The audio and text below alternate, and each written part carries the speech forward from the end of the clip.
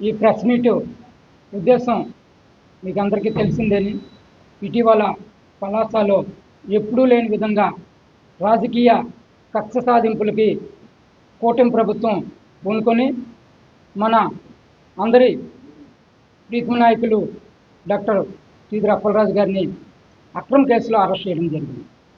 ఆ విషయమై ఈరోజు ఇక్కడ పాత్రికేయ సమావేశం ఏర్పాటు చేయడం జరిగింది. విషయం ఏంటంటే, ఒక రోడ్డు ప్రమాదం అనుకోకుండా జరిగింది. ప్రతిరోజు అనునిత్యం పాత్రికేయులుగా మీరు చూస్తుంటారు, ప్రజలు చూస్తుంటారు, అందరూ చూస్తుంటారు, ఎక్కడెక్కడో ఈ రోడ్డు ప్రమాదాలు అనేవి జరుగుతుంటాయి. అయితే రోడ్డు ప్రమాదం జరిగితే మర్డర్ కేసు పెట్టడం అనేది మనకు తెలిసి ఎక్కడ జరుగుండదు మన ప్రాంతంలో.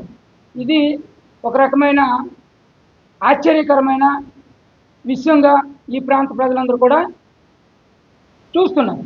ఎందుకంటే ఇది రోడ్డు ప్రమాదం ఏంటి, మర్డర్ కేసు పెట్టడం ఏంటి, అసలు ఆ ప్రదేశంలో లేని డాక్టర్ గారిని కూడా ఇన్వాల్వ్ చేసి అరెస్ట్ చేయడం ఏంటి అంటే ఇది ఎంతటి రాజకీయ కక్ష సాధింపు అనేది మనకు అర్థమవుతుంది. ఇటీవల మన ఎమ్మెల్యే శిరీష గారు ఆమె ఏం మాట్లాడుతున్నారో సహనం కోల్పోయి ఆమెకే అర్థమవట్లేదు. ఎందుకంటే తప్పు చేస్తాము అనే పశ్చాత్తాపం ఆమె ముఖ కవలికల్లో ఇట్టే మనం గమనించవచ్చు. తప్పు చేసింది ఆవిడ. రాజకీయ కక్షాదింపు కోసం ఒక ప్రజానాయకుడిని ఈరోజు అరెస్ట్ చేయించారు. ఆమె అచ్చెన్నాయుడు యొక్క అరెస్టుని ఈ సందర్భంగా ప్రస్తావిస్తుంది. అచ్చెన్నాయుడు గారు అరెస్ట్ అయింది అవినీతి ఆరోపణలు ఎదుర్కొని, అంతే కదా. అవినీతి ఆరోపణలు ఎదుర్కొని అచ్చెన్నాయుడు గారు అరెస్ట్ అయ్యారు. ఆ అరెస్ట్కి అసలు కేసుకే సంబంధం లేని అప్పలరాజు అరెస్ట్కి ఏంటి సంబంధం? ఆ రోజు ఆయన ఎంతో ఆరోగ్యవంతుడిగా ఉన్నా ఒక్కరోజు కూడా ఆసుపత్రిలో ఉండకుండా ఒక ప్రైవేట్ ఆసుపత్రికి వెళ్ళిపోయి హాయిగా ఆసుపత్రిలో అష్టైశ్వర్యాలు అనుభవించి ఆయన జైలు జీవితమే గడపలేదు. కానీ ఈరోజు మా నాయకుడు ధైర్యంగా ఎటువంటి ఇవి కూడా చేయకుండా డైరెక్ట్గా మీరు కక్షాదింపు చేస్తే చేయండి అని జైలుకి వెళ్ళారు. ఈరోజు ఆయన కుమారుడు నిజంగా ఆయనకి ఒంటి నిండా దెబ్బలు ఉన్నాయి, ఎక్కడ చూసినా మీరు మీడియా వాళ్ళు చూస్తుంటారు. కానీ అటువంటి ఆయన కుమారుడికి జడ్జి చూసి ఈయనకి హాస్పిటలైజేషన్ ఇచ్చారు. కానీ ఈ ప్రభుత్వం కక్షాదింపు చేసి ఆ చిన్నపిల్లాడు అనే దయ కూడా లేకుండా వెంటనే విమ్స్ హాస్పిటల్ వైద్యుల పైన ఒత్తిడి తెచ్చి అబ్బాయిని మళ్ళీ జైలుకి పంపించారు. ఇక్కడే మనకు అర్థమవుతుంది ఇది ఎటువంటి రాజకీయ కక్షాదింపుకి ఈ ప్రభుత్వం ఈ నాయకులు దిగారు అనేది మనకు అర్థమవుతుంది. ఇప్పుడు ప్రమాద ఘటన నిజంగా దానయ్య అనే వ్యక్తి మరణించాడు, చాలా విచారించదగ్గ విషయం. ఆ కుటుంబం పైన చాలామందికి అందరికి కూడా సానుభూతి ఉంది. అయితే ఈ కేసుని ప్రమాద కేసుగా కానీ రిజిస్టర్ చేస్తే ఎవరు కూడా ఇక్కడ మనం ఈ సమావేశాలు కానీ ఇవి కానీ పెట్టవలసిన అవసరం లేదు. ఎందుకంటే ప్రమాద కేసు రిజిస్టర్ చేస్తే వెంటనే స్టేషన్ బెయిల్ ఇస్తారు, పంపించేస్తారు.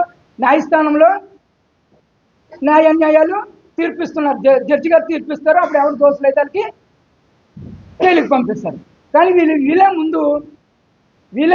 స్వయంగా తీర్పులు ఇచ్చేసి అసలు అన్యాయం జరిగిపోయింది, మర్డర్ జరిగిపోయింది అన్నట్టు మాట్లాడేసి ముందే వీళ్ళే జడ్జిల కంటే ముందే వీళ్ళే తీర్పులు ఇచ్చేసి పోలీసులను ఒత్తిడి తెచ్చి జైలుకి పంపించడం అనేది ఎంత దుర్మార్గమైన చర్య. ఇప్పుడు అదే యాక్సిడెంట్ మనసులో జరిగింది, మీకు అందరికీ తెలుసు. మరి అక్కడ కూడా ఒక ఆవుల కాపరి యాదవ సామాజిక వర్గం చెందిన వ్యక్తి చనిపోయాడే, నత్తి వెంకటరమణ. మరి ఆ కుటుంబానికి ఎందుకెళ్ళి మీరు పరామర్శించలేదు? ఆ కుటుంబానికి ఎందుకెళ్ళి మీరు 10 లక్షలు ఇవ్వలేదు? ఇది కేవలం డాక్టర్ అప్పలరాజు గారి మీద కక్ష సాధింపు కోసం హడావిడిగా ప్రభుత్వంతో ఇన్వాల్వ్మెంట్ చేసి ఈ ఎమ్మెల్యే గారు హడావిడిగా ఇన్ఛార్జ్ మినిస్టర్ శ్రీనివాస్ గారిని తెప్పించి 10 లక్షలు అనౌన్స్ చేయడం, వెంటనే పోలీసులతో రంగప్రవేశం చేయించి ఆ అబ్బాయిని అరెస్ట్ చేయించడం అనేది జరిగింది. ఇది నిజంగా కక్షాదింపు కాదా? ఈరోజు మీరు పశ్చాత్తాపడినా అది చల్లదు. ఈరోజు సమాజానికి మీరు ఎటువంటి మెసేజ్ ఇవ్వాలనుకుంటున్నారు? ఇది ఒక విశ్వ సంస్కృతికి మీరు నాంది పలికారు. భవిష్యత్తులో ఇది చాలా ప్రమాదకరమైన పరిస్థితులకు దారితీస్తుంది. మనం సమాజానికి ఏం మెసేజ్ ఇవ్వాలనుకుంటున్నాం? ఒక యాక్సిడెంట్ కేసులు మర్డర్ కేసు పెడితే మరి ఎన్ని కేసులకు పెడతాం? రేపు నా కొడుకు వెళ్ళొచ్చు, మీ కొడుకు వెళ్ళొచ్చు, ఇంకోటి కొడుకు వెళ్ళొచ్చు. పొరపాట్లు అనేవి జరుగుతాయి. జరగవా? ఎక్కడ మానవుడు అనే తర్వాత పొరపాట్లు చేయడం సహజం. దానికి ఒక పద్ధతి ఉంటుంది. ప్రమాదం అనేది వేరు, మర్డర్ అనేది వేరు.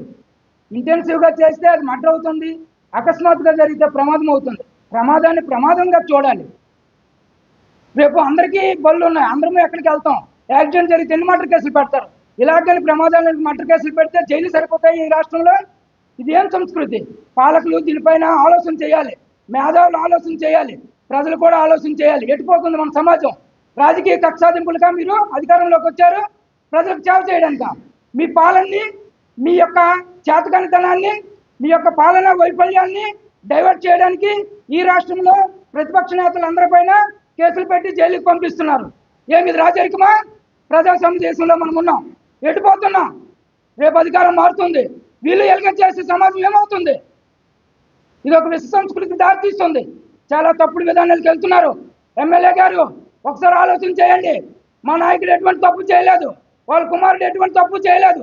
ఆ రోజు ప్రమాదం జరిగేటప్పుడు అక్కడ ఉన్న సిద్ధార్థకి ఆడి నేనే ప్రమాదం చేశానని ఆయన పోలీసులు చెప్పారు, పోలీసులు తీసుకెళ్లారు. ఇక్కడ అబ్బాయికి దెబ్బ తగిలింది, దెబ్బ తగిలితే ఏమో తండ్రి వెళ్ళి హాస్పిటల్లో జాయిన్ చేయరా? మీ అబ్బాయికి ప్రమాదం జరిగితే మీరు వెళ్ళి ఆసుపత్రిలో జాయిన్ చేయరా? ఎవరు జాయిన్ చేయరు. ఈరోజు ప్రమాదం అయితే జాయిన్ చేశారు, తదనంతరం పోలీసులకి ఇన్ఫార్మ్ చేశారు, పోలీసులకి అంతా తెలుసు. మీరే మళ్ళీ మీ పార్టీ నాయకులు వచ్చి సెటిల్మెంట్ చేశారు. అబ్బాయికి 1,50,000 ఆల్రెడీ నగదు ఇచ్చారు, 7 లక్షలకు అనేవి చెక్లు ప్రిపేర్ చేశారు. ఇంతలోకి మీరు ఇన్వాల్వ్ అయిపోయి అబ్బాయి ఎక్కడో పెట్రోల్ బంక్ దగ్గర పెట్రోల్ కొడుతుంటే అదిగో పుల్ అంటే ఇదిగో తోకంటే అదిగో పుల్ అని రకంగా అబ్బాయి ఎక్కడో పెట్రోల్ కొట్టేస్తున్నాడట. పెట్రోల్ కొట్టేస్తే ఎవడు పెట్రోల్ కొట్టించిన ఈరోజు బంకుల్లో? ప్రతి బండి ఉన్నవాడు కూడా పెట్రోల్ బంక్ వెళ్ళి పెట్రోల్ కొట్టిస్తారు. అయితే పెట్రోల్ కొట్టించినంత మాత్రం ప్రమాదం చేసినట్టే? ఇది ఎటుపోతుంది సమాజం? చాలా తప్పుడు విధానాలకు మీరు వెళ్తున్నారు. ఇది మంచి పద్ధతి కాదు. యాజ్ అన్ డాక్టర్గా మా నాయకుడు ఎన్నో ప్రమాదాలు జరిగేటప్పుడు తన సొంత కారులో క్షతగాత్రులను హాస్పిటల్కి తీసుకెళ్ళిన సందర్భాలు చాలా ఉన్నాయి. అంతెందుకు, మీ యొక్క పాలనా వైఫల్యం వల్ల మన చిన్న తిరుపతి ఇక్కడ వెంకటేశ్వర స్వామి ప్రమాదం జరిగేటప్పుడు యాజ్ అన్ డాక్టర్గా ఆయన అలా వెళ్తూ ఫస్ట్ ప్రమాదం జరిగిన వ్యక్తులందరూ కూడా నాడిపట్టి వైద్యం చేసి ఎవరైతే బతుకున్నారో వాళ్ళందరినీ కూడా అంబులెన్స్లోకి ఎక్కించారు. ఎవరైతే చనిపోయి ఉన్నారో వాళ్ళందరూ కూడా వీళ్ళు చనిపోయారు కాబట్టి వీళ్ళకి మోర్చరీకి తీసుకెళ్ళండి అని ఆయన చెప్పారు. యాజ్ అన్ డాక్టర్గా, ఒక మానవతావాదిగా ఆయన ఎందుకు తప్పు చేస్తారు? ఇవన్నీ మీరు మర్చిపోయారా? ప్రజలు మర్చిపోలేదు, తెలుసు ప్రజలందరూ కూడా ఏం జరిగిందనేది. ఈరోజు ప్రజలందరూ కూడా మీ విధానాలని స్వీకరిస్తున్నారు కాబట్టి ఈరోజు మీరు తప్పుడు విధానంగా వ్యక్తిత్వ హననం చేస్తూ ఆల్రెడీ మర్డర్ జరిగిపోయింది, శిక్ష పడిపోతున్నట్టుగా సోషల్ మీడియా వేదికగా తప్పుడు ప్రచారం చేస్తున్నారు. తప్పుడు వీడియోలు చేసి సోషల్ మీడియాలో మీరు విస్తృతంగా ప్రచారం చేస్తున్నారు. ఇది తప్పుడు పద్ధతి. ప్రమాదాన్ని ప్రమాదంగానే చూడండి, మర్డర్ని మర్డర్గా చూడండి. అంతేగాని ప్రమాద కేసులను మర్డర్ కేసుగా చిత్రీకరించి జైలుకి పంపిస్తామంటే మంచి పద్ధతి కాదు. పాలకులారా ఎల్లవేళ్ళ ఒకేలా ఉండదు, పాలన మారుతుంది. ఆ రోజు ఈ మళ్ళీ పాలనలోకి వచ్చిన వ్యక్తులు ఆ విధంగా చేస్తే ఏమవుతుంది సమాజం? ఒక్కసారి ఆలోచన చేయండి. మేధావులారా, ఈ ఎమ్మెల్యే చేస్తున్న విధానాల్ని ఒక్కసారి ఆలోచన చేయండి. డాక్టర్ సీదిరి అప్పలరాజు గారు గత చరిత్రను ఒకసారి తీయండి. ఆయన ఎక్కడైనా ప్రమాదం జరిగితే ఆయన కారులో ఆసుపత్రికి తీసుకెళ్ళిన దాఖలాలు ఎన్నో ఉన్నాయి. రోడ్డు పైన అలా అతను వెళ్తుంటే చూస్తుండగా. అలాగే చిన్న తిరుపతి గట్టు మీరు చూశారు. ఎందుకు ఆయన తప్పు చేస్తారు? ఎక్కడ కూడా తప్పు జరగలేదు. 108కి కూడా 6వ ఫోన్ నుండే కాల్ వెళ్ళింది. తప్పు ఎక్కడ జరిగింది? సాక్ష్యాలు తారుమారు చేశారు అంటున్నారు. ఎక్కడ సాక్ష్యాలు తారుమారు చేశారు? ప్రమాదం జరిగిన వెంటనే అక్కడికి పోలీసులు వచ్చారు. సిద్ధార్థ తప్పు చేశాడని పోలీసులు తీసుకెళ్లారు. ఆయన మీద కేసు నమోదు చేశారు, 41 నోటీస్ ఇచ్చారు. మళ్ళీ ఎందుకు కేసును తిరగదోశాడు? ఎక్కడ తప్పు జరిగింది? తప్పు మీరు పోలీసులు చేత చేయించారు పాలకులు. ఇది ఊరికే పోదు.